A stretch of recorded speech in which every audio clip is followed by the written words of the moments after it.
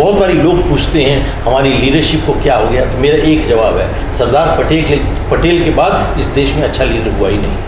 1947 में आज़ादी मिली, 48 में पाकिस्तान से हमारी लड़ाई हुई, और उस टाइम जाके आप गूगल कर लीजिए, अभी there is a jeep scandal. हम लोगों को जीपें चाहिए थी उसको, हमारी फौज को। यहाँ से कृष्णा मेनन आपके डिफेंस मिनिस्टर थे, यहाँ से 50 करोड़ रुपया चला गया, आज तक जीप नहीं आई 60 साल के बाद। तो हमारे प्रधानमंत्री क्या कर रहे थे उस दिन? नेहरू जी से। नेहरू क्या कर रहा था उस time? He can be easily called the father of India's corruption. कई लोग चोर थे, डकैत थे, क्रिमिनल थे, आज पॉलिटिशियन बन गए। और देखते हैं इनके पास 2 कौड़ी का कुछ भी नहीं था, आज हजारों करोड़ की जायदाद पड़ी हुई, 1000 करोड़ की, 10,000 करोड़, 50,000 लाख करोड़ की जायदाद पड़ी हुई है सभी लोगों के पास।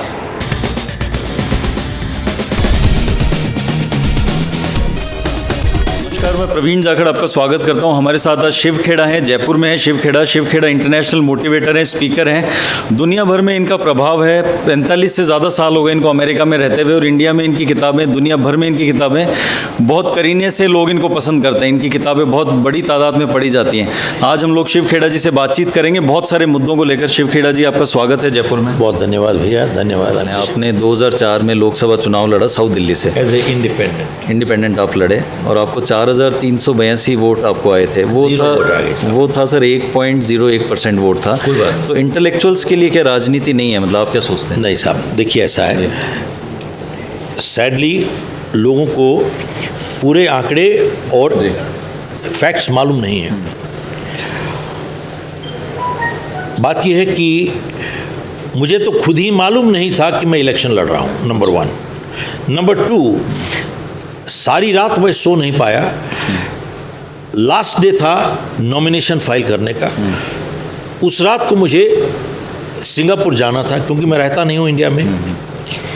तो मेरे दिमाग में आया कि यार नॉमिनेशन पेपर फाइल करके चले जाओ। फाइल करके चला गया। आपके पास 48 घंटे लगते हैं उसके बाद आपको चिन्ह मिलने के। तो 48 घंटे के बाद चिन्ह मिलता है आपको। उसके बाद 6 दिन आपके होते कैनवेसिंग के, लास्ट 48 घंटे आप कुछ नहीं कर सकते। तो मेरे को बताओ, मेरे पास चिन्ह मिला, उसके बाद मैं कागज़ छपवाऊँ बैठ के, वापस आऊँ वहाँ से, उसके बाद मैं 6 आदमी इकट्ठे करूँ, बोले कि यार मेरे को इलेक्शन लड़ रहा हूँ।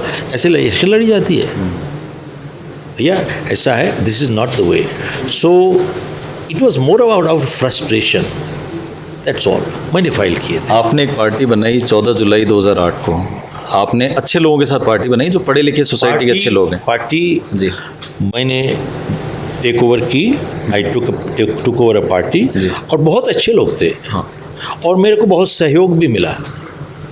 उन्होंने, अच्छे लोग थे, सहयोग भी दिया, पैसे भी देने को तैयार थे, ऐसी बात नहीं है। पूरी कंट्री उस टाइम हिल गई थी एकदम। कहीं पर आई हैव लेट डाउन। मैं अपने आप को एक गिल्टी फील करता हूँ कि समवेयर इतने लोगों ने मुझे भरोसा दिया, somehow I could not carry that, I could not come up to the expectations जो उन्होंने मुझे ट्रस्ट किया। I resigned because, as I said, for 2 reasons, my health and financial reasons. So I feel bad about it, but that's doesn't mean. मैं जब एक अन्ना हज़ारे का वहाँ गए थे, तो मैं भी गया उसको सपोर्ट करने के लिए। तो मेरे को कई लोग मिले, सब जगत पहचानते हैं। तो बोले साहब, ये तो जब ये सारे कर रहे हैं, केजरीवाल और अन्ना हज़ारे, ये तो आपने 10 साल पहले शुरू किया था, जो इनसे आज ये कर रहे हैं लोग। तो अब आप हट गए साहब, अपना छोड़ दिया सारा कुछ। तो मैंने कहा, अगर छोड़ दिया होता तो मैं आ जाता क्यों यहाँ पर? तो कहते हैं आप तो लीड कर रहे थे साहब। तो मैंने कहा, भैया एक बात बताओ, अगर मैं ठीक से लीड नहीं कर पाया तो ये कौन सी बात है कि मैं फॉलो नहीं कर सकता हूँ? अगर मैं लीड नहीं कर पाया तो इसका मतलब मैं फॉलो नहीं कर सकता क्या? अरे भैया समझा करो, वी हैव टू अंडरस्टैंड। लेकिन आपने जो पार्टी में आपके साथ अच्छे लोग आए थे, एक उम्मीद जगाई थी, उस उम्मीद को आज भी कोई दिशा दी जा सकती है? क्योंकि आज भी तो पोटेंशियल है अच्छे लोगों का। मेरे पास दोबारा से सब लोग आए हैं, बहुत से लोग आए हैं, एंड खास तौर पे इस इलेक्शन के लिए। और सब मेरे पास तकरीबन 30 दिन पहले आए हैं, ओनली 30 days, एंड कहते हैं साहब 30 दिन रह गए साहब, अभी कर जाओ।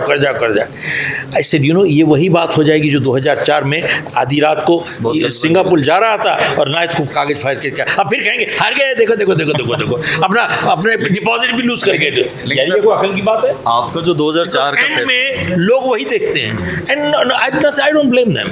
नहीं, जो आपका 2004 का फैसला था तो वो आपको क्या लगता है समय से पहले लिया गया फैसला हो गया वो एक तरह से? नहीं, अगर मैं उस टाइम ठीक से तैयारी करके उतरता तो चीज़ कुछ और होती। एंड देखिए ऐसा है, आदमी खाली जब लड़ाई में करता है ना तो सिर्फ लड़ने के लिए लड़ाई की नहीं की जाती है, अरे जीतने के लिए लड़ाई की जाती है। अरे लड़ रहे होते हैं यार, जीतो फिर और क्या है। You have to be strong, you don't fight for the sake of fight, but you bloody well fight to win man, that's it. सवाल है, आज की तारीख में देश के लिए कौन सी पार्टी अच्छी है? आपको क्या लग रहा है कौन इस देश को चला के एक अच्छी दिशा देगा? देखिए ऐसा है, मैंने अभी आपसे यही कहा था, the choice is not between good and bad, choice is between what is less evil today. मैं अभी पिछले हफ्ते आया हूँ नागपुर से, नितिन गडकरी जी के यहाँ पे मैं कैंपेनिंग कर रहा था, और परसों मैं जा रहा हूँ पटना, जाके कैंपेनिंग कर रहा हूँ गिरिराज जी के लिए, रविशंकर जी के लिए, और 3-4 और लोग हैं वहाँ पर। I am going to campaign for them. So आज जो भी हालात हैं, इस जो हालात की बात कह रहा हूँ, considering the challenges today, considering the challenges और जो हालात है, looking at it, like it or not, I like it or not, I'm still supporting BJP. Okay. That's all I can say. Whether I like it or not. Because looking at the challenges, that's really what I'm looking at. But some people, I have great respect for, people like Nitin Gadkari. I have great respect for him.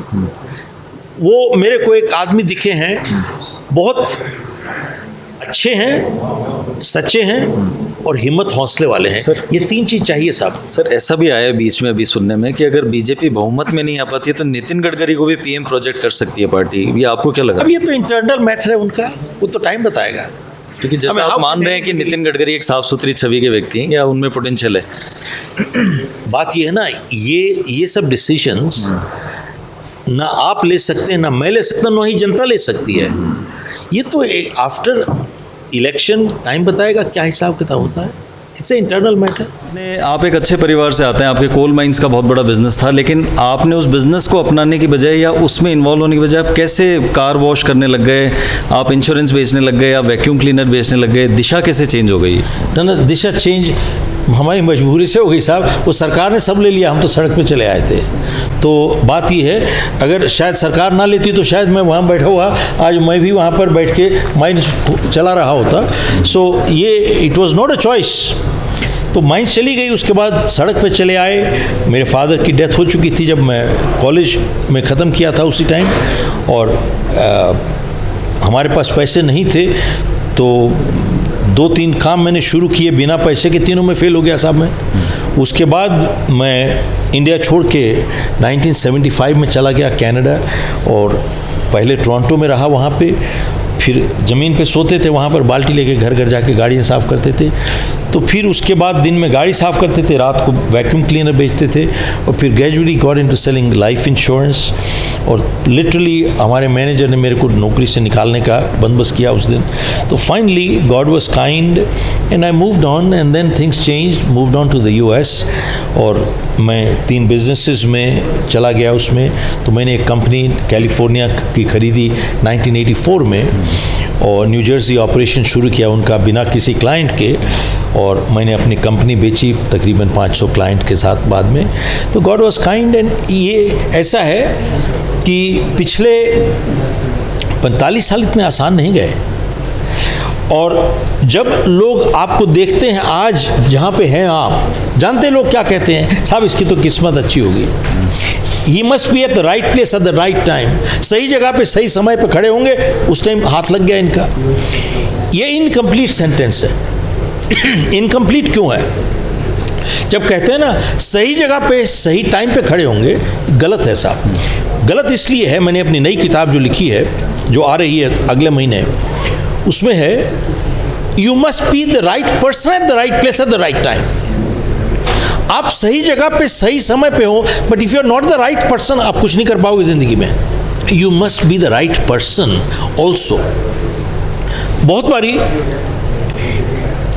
मैं जो हमारी किताब you can achieve more अभी launch हुई है, उसमें पहला वाक्य मैंने लिखा है, पहला ओपनिंग सेंटेंस है, ए पॉजिटिव एटीट्यूड वाले इंसान को आप जिंदगी में कभी रोक नहीं सकते, और कभी नेगेटिव एटीट्यूड वाले इंसान को आप कभी मदद नहीं कर सकते साहब. You can not help them. Negative attitude वाला इंसान के पास हर समाधान का समस्या होगी. आप समाधान दीजिए, वो समस्या देगा परमानेंट. यही सिस्टम है उसका. और बहुत बारी लोग कहते हैं कि साहब, मैं, हमारी किताब में एक बैक में हेडर लिखा हुआ है, अगर आप जिंदगी में you want to stand out, you need to do something outstanding. अरे भाई, को आउटस्टैंडिंग काम करोगे तभी ना स्टैंड आउट करोगे. तो अक्सर लोग कहते हैं कि मैं बहुत, I want to live a extraordinary life. I want to have extraordinary success. I want to have extraordinary income. लेकिन वो अपने आप से कभी ये सवाल नहीं पूछते, Are you an extraordinary person? Do you have extraordinary enthusiasm in life? Do you have extraordinary excitement in life? Do you have extraordinary integrity in life? Do you have extraordinary relationships in life? Are you willing to work extraordinary hard in life? अरे भाई, आप ये कुछ करना ही नहीं चाहते extraordinary, तो आप एक्स्ट्राऑर्डिनरी को मिलेगा कहाँ से आपको? You have to be something before you can get anything. अरे भाई, पात्र तो बन जाओ. अरे कुछ हासिल करने के लिए पात्र नहीं रहेगा तो आप हासिल कहाँ से करोगे? किसी ने बहुत अच्छी बात कही है साहब. कहते हैं, जिंदगी में ताश के पत्ते कैसे मिलते हैं इसका फैसला हम नहीं कर सकते, खेल कैसे खेलते हैं इसका फैसला हम कर सकते हैं. देखिए, आप दुनिया में देखिए, कभी भी किसी ने आज तक कुछ भी किया है, सिर्फ उन्होंने एडवर्स सर्कमस्टांसेस में किया, हालात में किया है. दुनिया में the greatest legend martial art कौन से थे? Bruce Lee. आपको मालूम है ब्रूस ली की एक टांग दूसरी टांग से 1 इंच छोटी थी साहब. ऐसा है, 1 mm 2 mm 3 mm में फर्क हो जाए, अलाइनमेंट बदल जाती है. 1 इंच छोटी थी, 1 इंच. ब्रूस ली की आई साइट -10 थी, -10. अपने अपोनेंट को बिना लेंसेज के देख नहीं पाता था. तो कुदरत ने क्या किया? किस्मत को बोलते तो किस्मत उल्टी थी उसकी, पैदा गलत हुआ. लेकिन Bruce Lee daily 5000 punches practice करता था, 5000 पंचेस पर डे. और ब्रूस ली ने एक बात कही थी, I am not afraid of a person who knows 10,000 ways how to kick. कहता है, I am afraid of a person who knows only 1 way how to kick but is practice that 1 way 10,000 time. वो खतरनाक आदमी है साहब. I am not afraid of a person who knows 10,000 ways how to kick. बोले, उससे मुझे डर नहीं लगता साहब, जिसको 10,000 तरीके आते हैं किक करने के. मेरे को उससे डर लगता है जिसको एक तरीका आता है लेकिन उसने उसकी 10,000 बारी प्रैक्टिस की हो, वो खतरनाक है साहब. आप देख रहे हैं साहब, जिंदगी में जिसने कुछ करना होता है वो हर हाल में करके चला जाता है, और जिसने कुछ नहीं करना होता उसको सब कुछ दे दो साहब, वो कुछ नहीं करेगा, वो कुछ भी नहीं करेगा साहब. आपको इस यूथ से क्या उम्मीदें हैं सर? मतलब ये कंट्री को ये यूथ कहाँ लेके? मैं बताऊँ, हमारा यूथ बहुत अच्छा है. सैडली वो दिशा खोज रहे हैं साहब. They are directionless. They need good direction, they need good role model, and यहीं पर हम लोग फेल हो गए. मैं आज के यूथ को ब्लेम नहीं करता हूँ. मेरे को अक्सर लोग कहते हैं, साहब हमारे बच्चों से बात कीजिए, पेरेंट्स बात करते हैं, स्कूल के प्रिंसिपल बात करते हैं, talk to our kids, their values are messed up, discipline messed up. मेरा जवाब ये है साहब, ना पेरेंट्स आर मेस्ड अप. आज के पेरेंट्स जो है ना, अपने बच्चों से डरते हैं साहब. They don't have the guts to say no to their kids. And इसीलिए this university from Australia, their business school have called us to create a program, and अभी बातचीत चल रही है हमारी. So we created a program called creating leaders who can manage, not managers who can not lead, and that's it. There is no program like this in this world, and that's it.